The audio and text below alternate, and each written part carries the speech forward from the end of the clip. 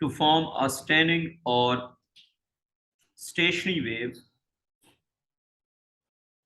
to form a standing or stationary wave, कुछ principles हैं जिनको फॉलो करना पड़ेगा। पहला प्रिंसिपल ये है कि two identical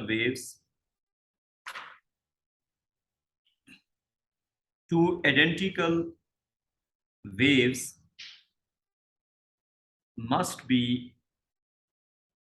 traveling, two identical waves must be traveling, बेटा थोड़ा सा आगे बैठा करो, must be traveling in opposite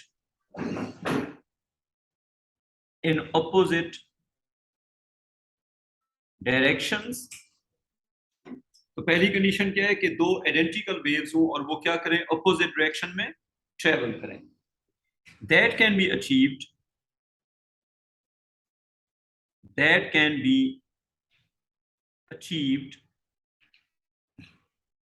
either by using two sources, और ये अगर आपने अचीव करना है तो एक मेथड क्या है, गिनने लगा हूं फिर से। अच्छा, अच्छे टाइम पे बता दिए। Two identical waves must be travelling in, बेटा आज वो एक्साइज ऑफिस में मैं गया तो मैंने रोड पे ना गाड़ी पार्क कर दी, ट्रैफिक पुलिस वाले उठा के ले गए। तो ये गिनना जो है ना, ये उसका सीक्वेंस हो जाता फिर जो बैड चीजें हो रही हैं आज। Two identical waves must be traveling in opposite directions. That can be achieved either by using two sources or a source and a reflector. तो बेटा अगर आपको दो वेव्स अचीव करनी है अपोजिट डायरेक्शन में ट्रेवल करते हुए, तो आपको क्या करना पड़ेगा बताएं जरा। एक ऑप्शन है कि you should have to sources, दूसरा ऑप्शन क्या है, a source and a reflector. ठीक हो गया, अगली बात पे आ जाए। दूसरी बात लिखें कि a close medium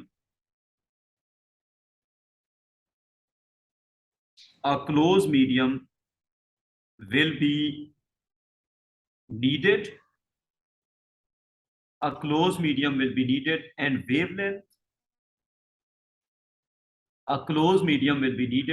wavelength will have to be adjusted, and wavelength will have to be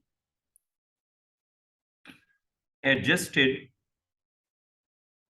and wavelength will have to be adjusted according to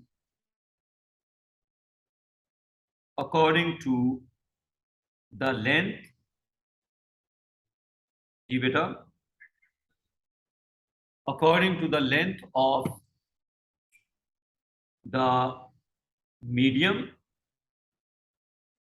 Mohammad बेटा मेरी आवाज आ रही है आपको?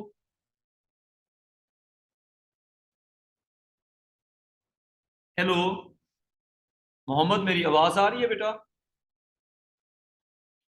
बेटा what is your full name? अच्छा, a closed medium will be needed and wavelength will have to be adjusted according to the length of the medium to get क्या achieve करेंगे हम, to get an antinode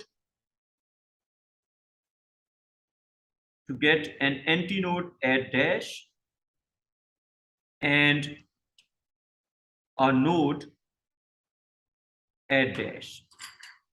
इन दोनों dash को fill करना है। Antinode कहां पे होगा हमेशा, open end of the medium. बेटा मीडियम का जो ओपन एंड है वहां पे हमेशा एंटीनोड होगा, वरना स्टैंडिंग वेव नहीं बन सकती।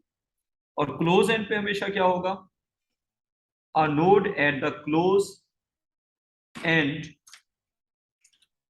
Of the medium. कॉपी कर लो फिर आगे चलते हैं। इसका मतलब है स्टैंडिंग वेव्स अन्नेवाह नहीं बनती, आपको सोर्स और मीडियम को एडजस्ट करना पड़ता है, आपको सोर्स और मीडियम को एडजस्ट करना पड़ता है। कॉपी हो गया? कॉपी एक हेडिंग में लिखें generating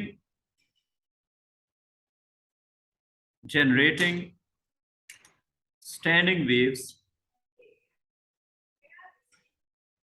वही उसी पे आ रहा हूं, generating standing waves using a loudspeaker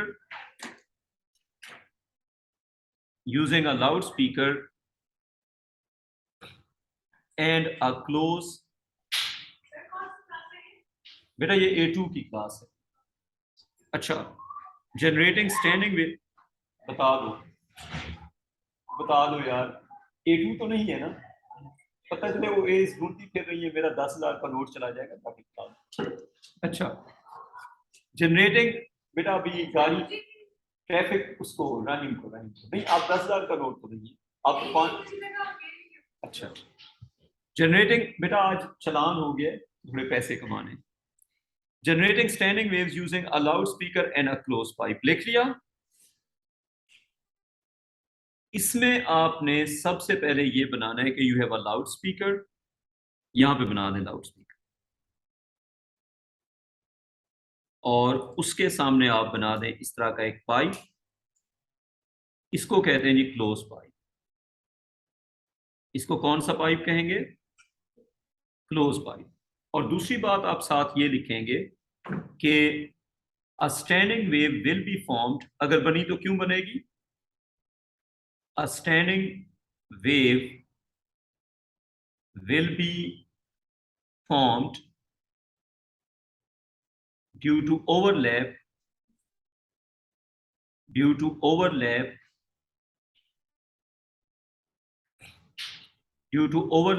of the original. वो कौन सी क्लास ढूंढ रही थी? ओए हुए, अच्छा। A standing wave will be formed due to the overlap of the original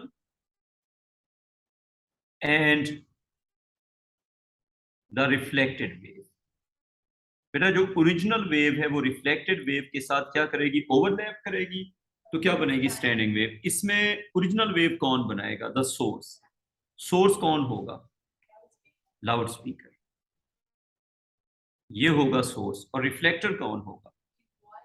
जी बेटा, ये होगा रिफ्लेक्टर। तो वेव आएगी, ये वेव आई, यहां से रिफ्लेक्ट हुई, रिफ्लेक्ट होके फिर ये वेव जाएगी और ये ओवरलैप होगा, इससे क्या बनेगी? Standing wave. ठीक है जी। तो इनमें से एक हो गई ओरिजिनल वेव, कौन सी हो गई? ये ओरिजिनल वेव। और ये वाली कौन सी होगी? Reflected wave. तो ओरिजिनल वेव का ओवरलैप होगा, और हर वक्त इस तरह का ओवरलैप होगा या फेज चेंज होते रहेंगे? फेज चेंज होते रहेंगे, कभी कंस्ट्रक्टिव, कभी डिस्ट्रक्टिव, कभी पार्शियल। हर वक्त इस तरह का ओवरलैप नहीं होगा। क्या होगा? ब्लैक वाली वेव आगे जा रही है, रेड वाली पीछे, रिफ्लेक्ट होगी, और डिफरेंट फेजेस में इनका ओवरलैप होगा। तो ये हो गई ओरिजिनल वेव, और उधर से वापस लग के जो जा रही है वो कौन सी हो गई? Reflected wave. तो ओरिजिनल वेव का रिफ्लेक्टेड वेव के साथ जब ओवरलैप होगा तो हमें क्या मिलेगी? Standing wave. ठीक, पॉसिबल बताएं? बिल्कुल सही है, लेकिन उसमें फिर ओपन पाइप चाहिए ना, दूसरा लाउड स्पीकर कहाँ लगाएंगे? बताएं। देखिए, एक साइड बंद है ना, एक साइड खुली है, यहाँ पे 2 लाउड स्पीकर हो सकते हैं, यहाँ पे तो पॉसिबल नहीं है ना।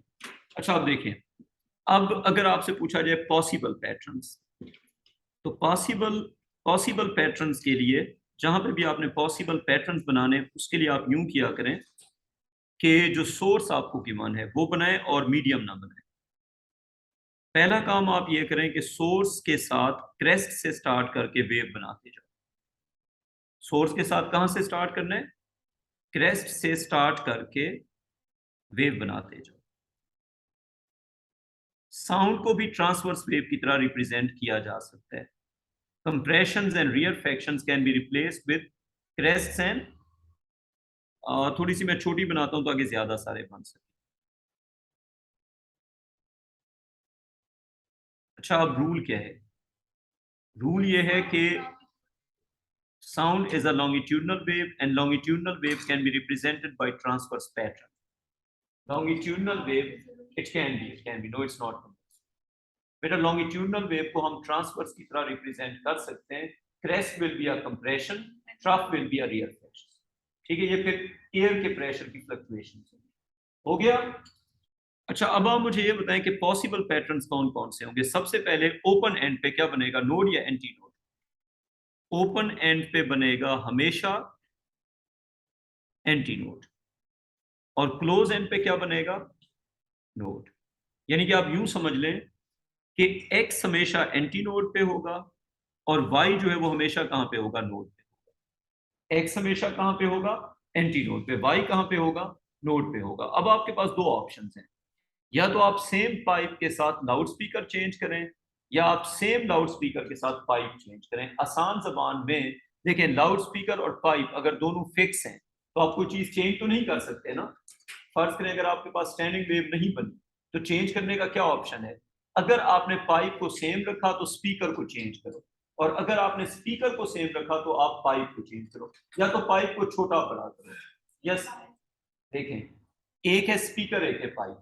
फर्ज करें अगर दोनों की लेंथ आपस में एडजस्ट नहीं हो रही और आपके पास स्टैंडिंग वेव नहीं बनी, तो आपके पास क्या ऑप्शन है, या तो आप स्पीकर को चेंज करके वेव लेंथ को छोटा बड़ा करो, या आप पाइप को छोटा बड़ा करके उसको वेव लेंथ के अकॉर्डिंगली एडजस्ट करो। ज्यादा आसान जबान में, या तो आप वेव लेंथ को एडजस्ट करो पाइप के अकॉर्डिंगली, या पाइप को एडजस्ट करो वेव लेंथ के अकॉर्डिंगली। फर्ज करें जी आप एक बेड के ऊपर लेटे हैं और बेड का साइज छोटा है। देयर आर टू पॉसिबिलिटीज, या तो बंदा चेंज कर दो या बेड चेंज कर दो। यही है ना, और तो कुछ ना रहा। तो बंदा चेंज करना है, लाउड स्पीकर चेंज करना, बेड चेंज करना है, पाइप चेंज करना। तो फिर या तो बंदे को छोटा करो या बेड को बड़ा करो। अच्छा, अब हमारे पास यही दो ऑप्शंस हैं, तो हम यूं करते हैं कि हम फोकस करते हैं पाइप की लेंथ के ऊपर, पाइप को चेंज करते हैं। देखें, यहां पे x हो गया, y की पॉसिबल पोजीशंस क्या हो सकती हैं। रिफ्लेक्टर हमेशा कहां पे होगा, नोड के ऊपर। So it can be y1, so it can be y2। ये सारे नोड्स हैं या नहीं है? y की position will V node, it can be any out of them. ये सारे नोड्स हैं, y1 y2। फिर क्या हो सकता है, y3 y4। बेटा x की पोजीशन मैंने फिक्स कर दी, यानी कि मैंने जो ओपन एंड है उसको फिक्स कर दिया। क्लोज एंड किसी भी नोड के ऊपर हो सकता है, क्लोज एंड किसी भी नोड के ऊपर हो सकता है।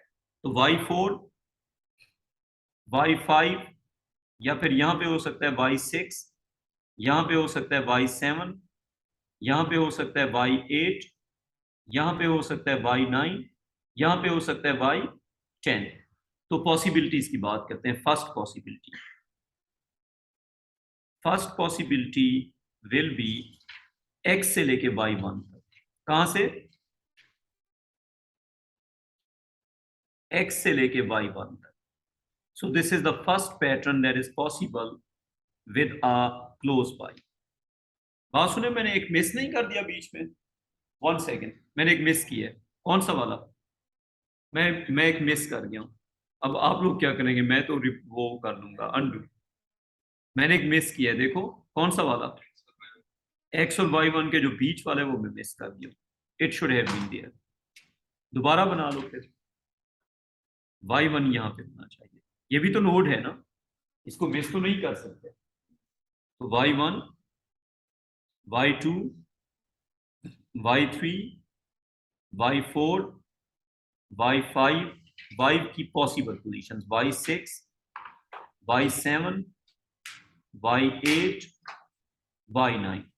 तो क्लोज पाइप के अंदर जो पॉसिबल पैटर्न्स हो सकते हैं, first pattern, second pattern, third pattern, fourth pattern. अब मुझे आप ये बताएं, अगर मैं पाइप यूज कर रहा हूं सेम लेंथ का, तो मैं फिर क्या चेंज करूंगा? फिर मैं स्पीकर या वेव लेंथ चेंज करूंगा। मैंने जितने पाइप बनाए हुए उनकी लेंथ मैंने सेम रखी हुई। अगर पाइप की लेंथ सेम होगी तो वेव को कंप्रेस या एक्सटेंड करना पड़ेगा। तो या तो पाइप छोटा बड़ा करो या वेव छोटी बड़ी। उतनी जगह पे जहां पे XY1 था, उतनी जगह पे XY2, उतनी जगह पे XY3 कंप्रेस कर रहे हैं वेव को बेसिकली। तो पहली बार आपने वेव की लेंथ इतना बनाई कि x से लेके y1 पाइप के अंदर फिट इन कर दिया। x से लेके y1 क्या कर दिया, पाइप के अंदर फिट इन कर दिया।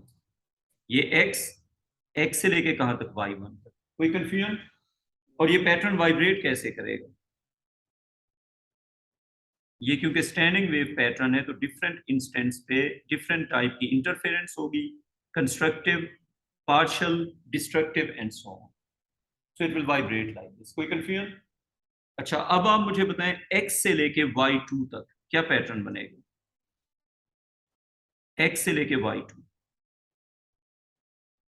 आपने क्या चेंज की, वेवलेंथ या पाइप? आपने पाइप वही वाला यूज किया, आपने वेवलेंथ को कंप्रेस कर दिया, फ्रीक्वेंसी को बढ़ा के वेवलेंथ को छोटा कर दिया। आइए बात समझ, यानी कि जितनी जगह पे पहले XY1 था उतनी ही जगह पे आप XY2 के लिए आए, मतलब आपने वेव को कंप्रेस कर दिया। बेटा वेव को छोटा कर दिया, वेव को छोटा कर दिया, वेव को चेंज करते जा रहे, वेव को छोटा करेंगे फ्रीक्वेंसी ज्यादा कर देंगे, स्पीकर को चेंज कर देंगे, या पीछे से जो एसी करंट लगाया हुआ है वो चेंज कर देंगे। हमारी आवाज की फ्रीक्वेंसी होती है 1000 हर्ट्ज, 5000 हर्ट्ज, 3000 हर्ट्ज। जब हर्ट्ज को बढ़ाते जाएंगे तो वेवलेंथ छोटी होती जाएगी। ठीक है, तो हमने क्या किया, फ्रीक्वेंसी जितना बढ़ाते जाएंगे वेवलेंथ उतना कंप्रेस होती जाएगी। अच्छा, ये वाला पैटर्न अब वाइब्रेट कैसे करेगा? ये वाला पैटर्न वाइब्रेट करेगा समथिंग लाइक दिस। कोई कंफ्यूजन? ये वाला पैटर्न ऐसे वाइब्रेट, डन। और फिर ये, और फिर ये। सबसे जो बड़ी वेवलेंथ होती है, सबसे बड़ी वेवलेंथ, उसको हम कहते हैं फंडामेंटल। क्या कहते हैं? For the given pipe this is the fundamental frequency eight which you can generate a standing wave. और बेटा स्टैंडिंग वेव बनती कब है? जब ओपन एंड पे एंटी नोड आ जाता है और क्लोज एंड पे नोड आ जाता है, अदरवाइज नहीं बनती, अदरवाइज नहीं बनती। अदरवाइज पैटर्न इतना रैंडम होता है कि ऑब्जर्वेबल नहीं होता। तो एक ऑर्गेनाइज पैटर्न आपको तब मिलता है जब ओपन एंड पे होगा एंटी नोड और क्लोज एंड पे क्या होगा, नोड होगा। इसको कहेंगे फंडामेंटल, या फिर फंडामेंटल को हम फर्स्ट हार्मोनिक भी कह सकते हैं। फंडामेंटल या फिर फर्स्ट हार्मोनिक, कॉपी कर। सेकेंड वाले पैटर्न में फर्स्ट वाले पैटर्न की तरह के कितने पैटर्न हैं? मतलब मैं ये कह रहा हूं कि अगर मैं फर्स्ट पैटर्न को लेबल कर दूं, ये चीज इस तरह के नीचे आपको कितने पैटर्न मिल रहे हैं? एक, उसके बाद ये दो, और उसके बाद ये तीन। कितने बेटा जी देखो जरा, ऊपर वाले पैटर्न की तरह के कितने पैटर्न हैं? सीधे उल्टे मिला के तीन पैटर्न। ठीक है जी, जैसे ऊपर वाला पैटर्न था ये, तो नीचे वाला पैटर्न किस तरह का है? फर्ज करें मैं इस पैटर्न को, इस शेप को ए कह देता हूं। कितनी बार है ए? नीचे वाले में एक ये हो गया, दूसरा ये हो गया, तीसरा ये हो गया। तो कितने बार आ रहा है? एक, दो और तीन बार। कोई चीज जितने बार रिपीट होती है फ्रीक्वेंसी उतने टाइम्स हो जाती है। तो उसकी फ्रीक्वेंसी अगर थी, अगर इसकी फ्रीक्वेंसी थी फॉर एग्जांपल एफ, तो जितने पैटर्न उतनी फ्रीक्वेंसी। बताओ इसकी फ्रीक्वेंसी क्या हो जाएगी? 2f या 3f? 3f। इसकी फ्रीक्वेंसी हो जाएगी 3f, जितने बार पैटर्न उतनी फ्रीक्वेंसी। तो इसको क्या कहेंगे, सेकेंड हार्मोनिक या थर्ड हार्मोनिक? ना बेटा, ये हो जाएगा आपका थर्ड हार्मोनिक। क्या हो जाएगा ये? Third harmonic. कोई कंफ्यूजन? अच्छा, अब ये मैंने कर दिया x से लेके y2 तक उतना फ्रीक्वेंसी। आपने ना फंडामेंटल को लेबल करना है कि अच्छा ये फंडामेंटल है। फिर उस तरह के कितने बन गए? जैसे फंडामेंटल की तरह के तीन बन गए ना, तो ये कौन सा हार्मोनिक हो गया? Third harmonic. डन। अच्छा नीचे आ जाओ। नीचे जो है, अब हम जाएंगे x से लेके y2 तक, हो गया ना। अब हम जाएंगे x से लेके y3 तक। कहां तक जाएंगे? x से लेके y3 तक। तो कैसे बनेगा? x से लेके y3 तक बना दो। ये x हो गया और ये y3 हो गया। तो x से लेके y3 तक ये इसकी हो गई वाइब्रेशन। तो दूसरी साइड से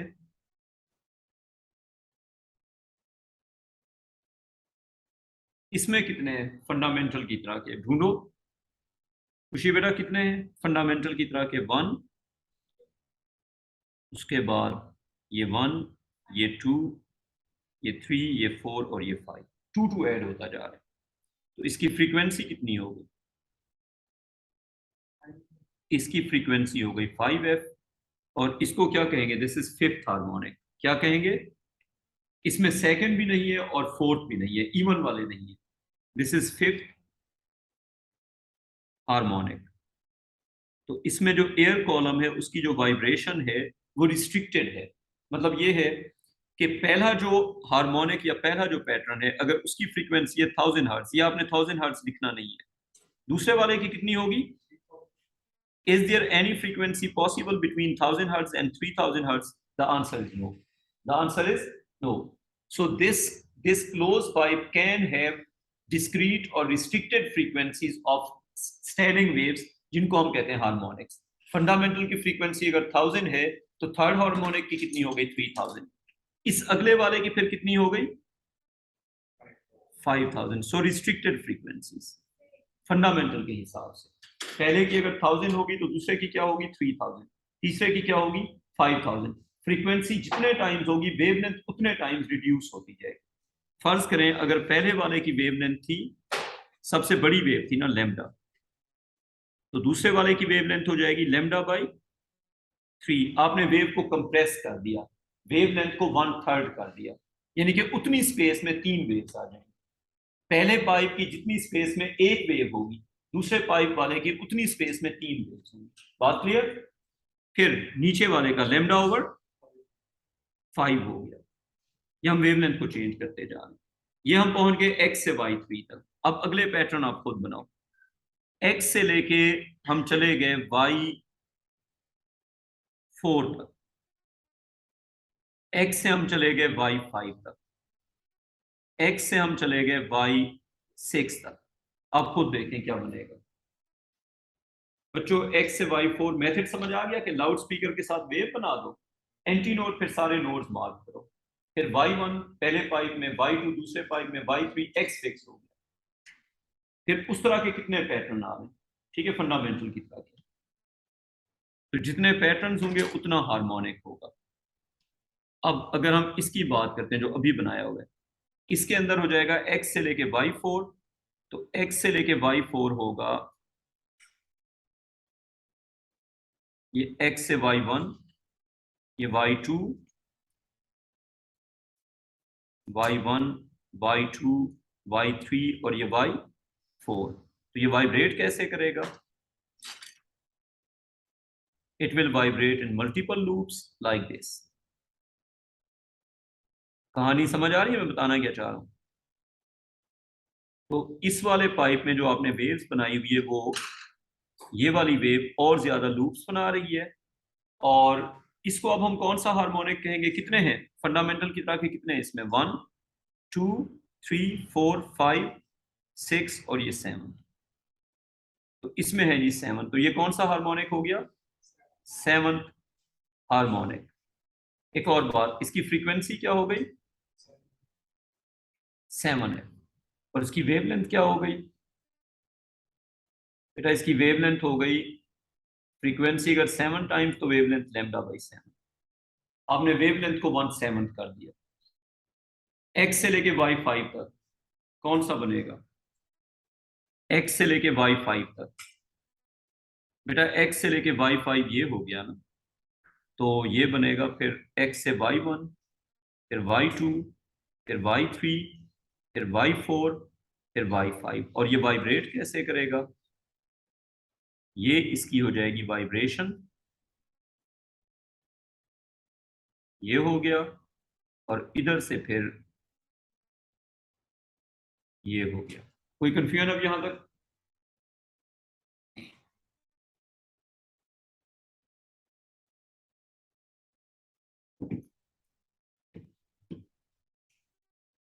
अब इस हार्मोनिक का नाम बताओ, कौन सा हार्मोनिक होगा ये वाला?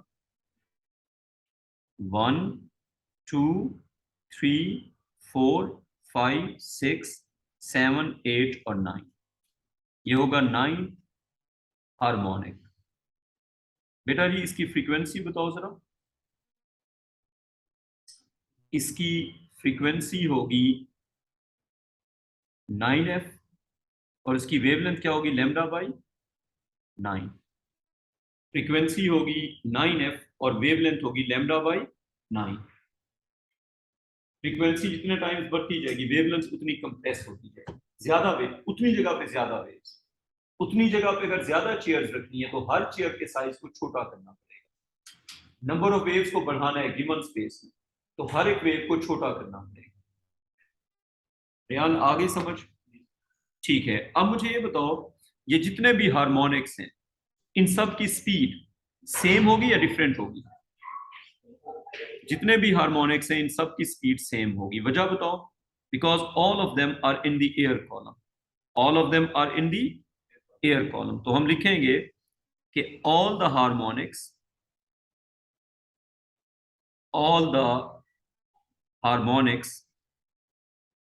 will have same speed. All the harmonics will have same speed as all of them are in the all the harmonics will have same speed as all of them are in the same air column. बेटा speed किस पे depend करती है? speed only depends on the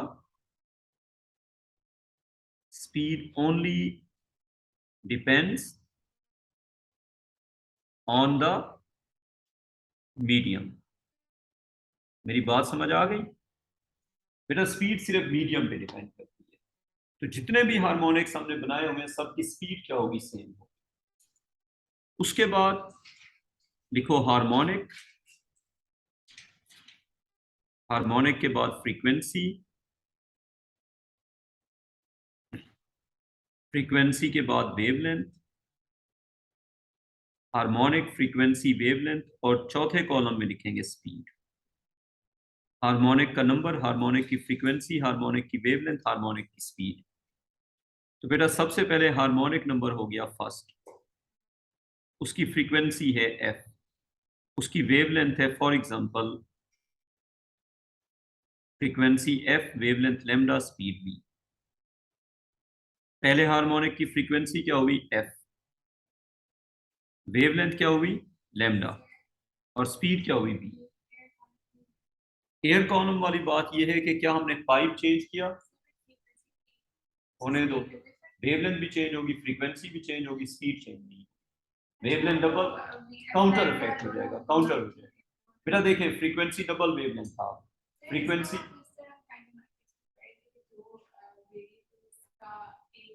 हाँ ये वही हो रहा है, वही हो रहा है, हाँ वही हो रहा है, बिल्कुल। एक चीज डबल हो रही है तो दूसरा हाफ हो रहा है। एफ और लेमडा का ग्राफ आप ये कह रही है, मतलब ये मुझे कह रही है कि अगर हार्मोनिक्स की हम बनाते हैं फ्रीक्वेंसी और लेमडा, तो बेटा ये इनवर्स का ग्राफ है, ये सम कांस्टेंट नहीं है, ये इनवर्स है, ये प्रोडक्ट कांस्टेंट है।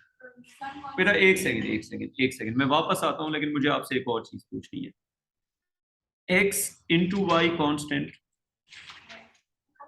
रुक जाएं, x पूछा है तो फिर देख लें, x प्लस वाई कॉन्स्टेंट, ज्यादा बेहतर वर्ड्स में x इंटू वाई अगर 5 के इक्वल है, x प्लस 5 वाई जो है ये 5 के इक्वल है, तो अगर x और y का प्रोडक्ट कांस्टेंट है तो x और y का जो ग्राफ होगा वो यूं होगा, और अगर सम कांस्टेंट है तो मैंने y और x की जगह खराब कर दी है, और अगर सम कांस्टेंट है तो फिर ये होगा। याद रहेगा, एक ग्राफ रिप्रेजेंट कर रहे हैं जहां पे सम कांस्टेंट है, एक ग्राफ रिप्रेजेंट कर रहे हैं जहां पे प्रोडक्ट कांस्टेंट है। ये ग्राफ कब होगा, जब प्रोडक्ट इज कांस्टेंट, और ये ग्राफ कब होगा, जब सम इज कांस्टेंट। हमारी इस एग्जांपल में अगर हम हार्मोनिक्स के लिए एफ और लेमडा का ग्राफ बनाएंगे, क्या बनेगा वो, प्रोडक्ट कांस्टेंट। समझ आ गई बात? तो हार्मोनिक्स नंबर बढ़ने से फ्रीक्वेंसी और लेमडा का ये रिलेशन होगा, फ्रीक्वेंसी बढ़ेगी तो लेमडा कम होगा। Clear, speed constant. तो अब अगर हम इस टेबल को फिल करते हैं, ये टेबल वही कहानी बता रहा है। फर्स्ट हार्मोनिक, उसके बाद सेकंड हार्मोनिक, आप खुद करते जाओ। थर्ड, सेकंड तो है भी नहीं, फर्स्ट है, उसके बाद है थर्ड, उसके बाद है फिफ्थ, उसके बाद है सेवंथ, उसके बाद है नाइन्थ, उसके बाद होगा 11th, और बीच वाले हैं भी नहीं।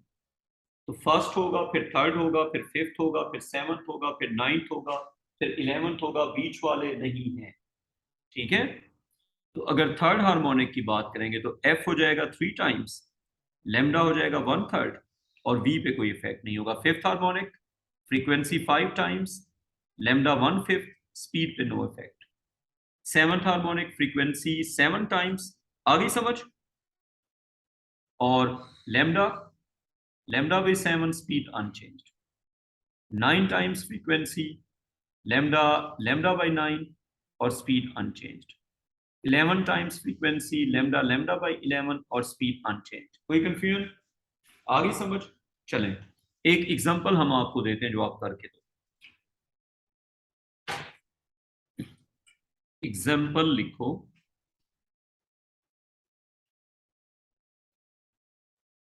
इससे रिलेटेड एक एग्जांपल। एग्जांपल ये है कि आपके पास एक लाउड स्पीकर था और उसके सामने यहां पे एक पाइप। क्वेश्चन का ए पार्ट है कि अ स्टैंडिंग वेव, ये फिगर 1 कर लो। A standing wave is not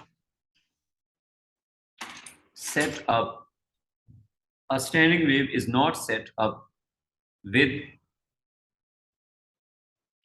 the apparatus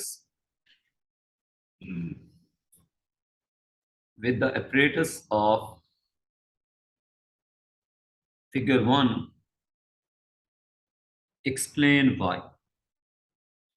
एक बार सवाल को समझ लो।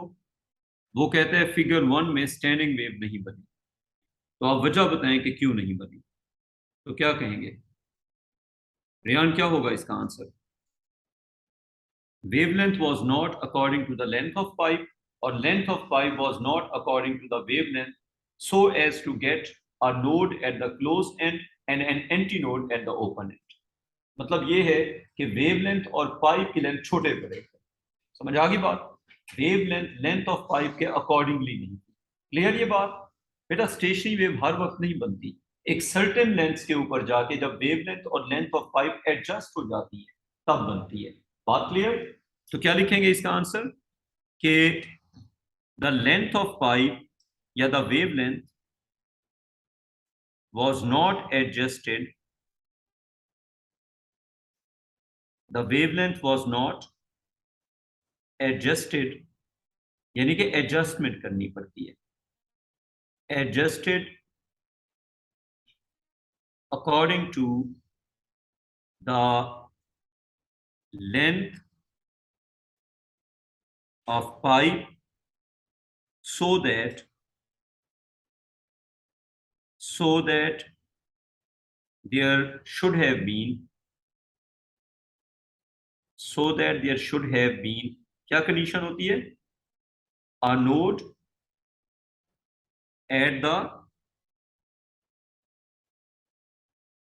close end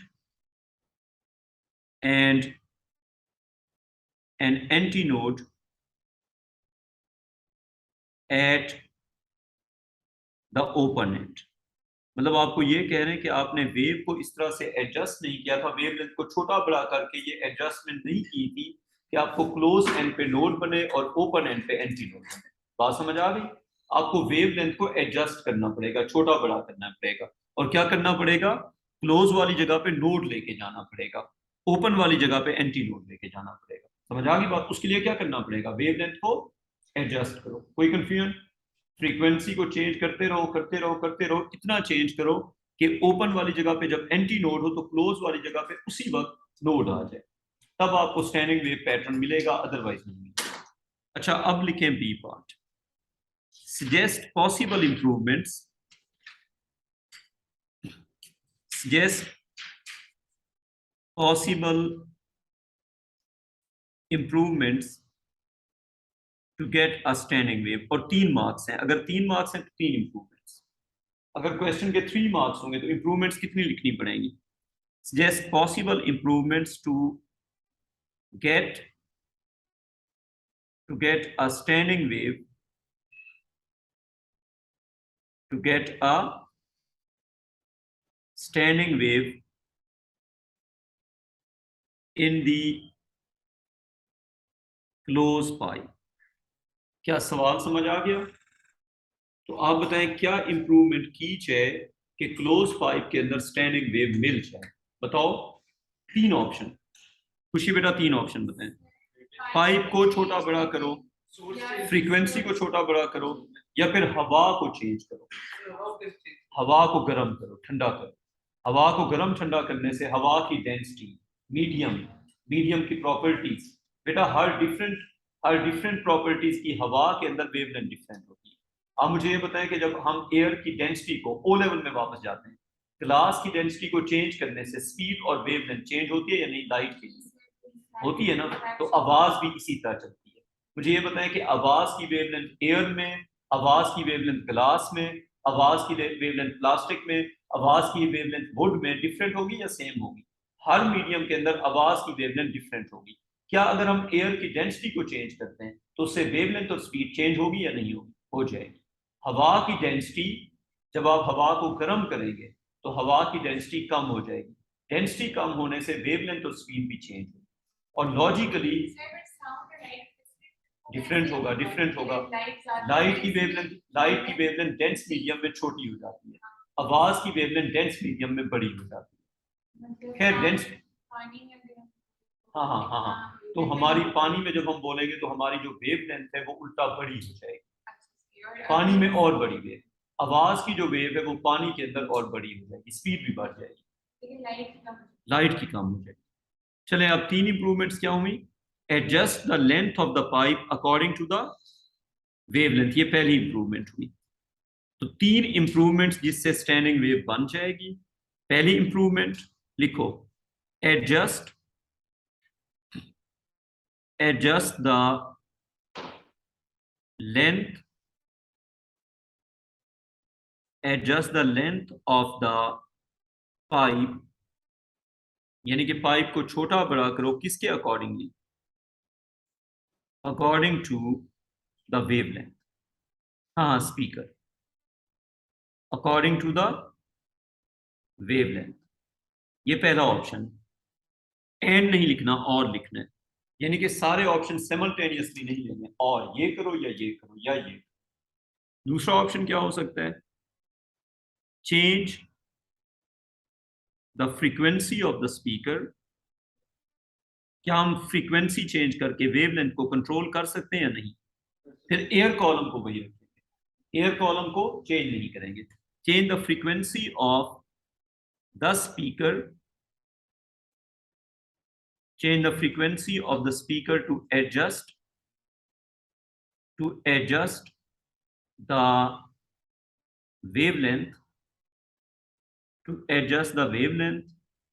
according to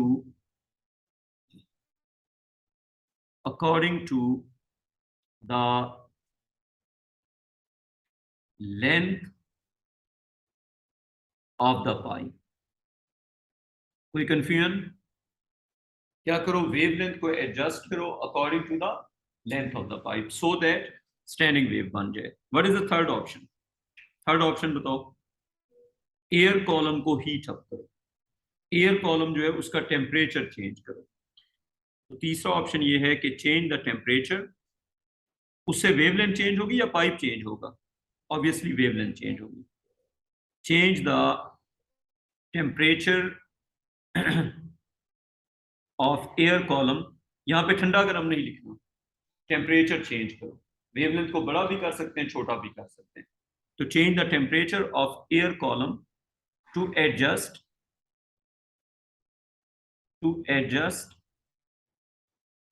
to adjust the wavelength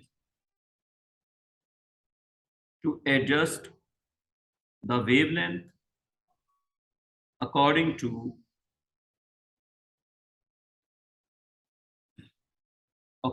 the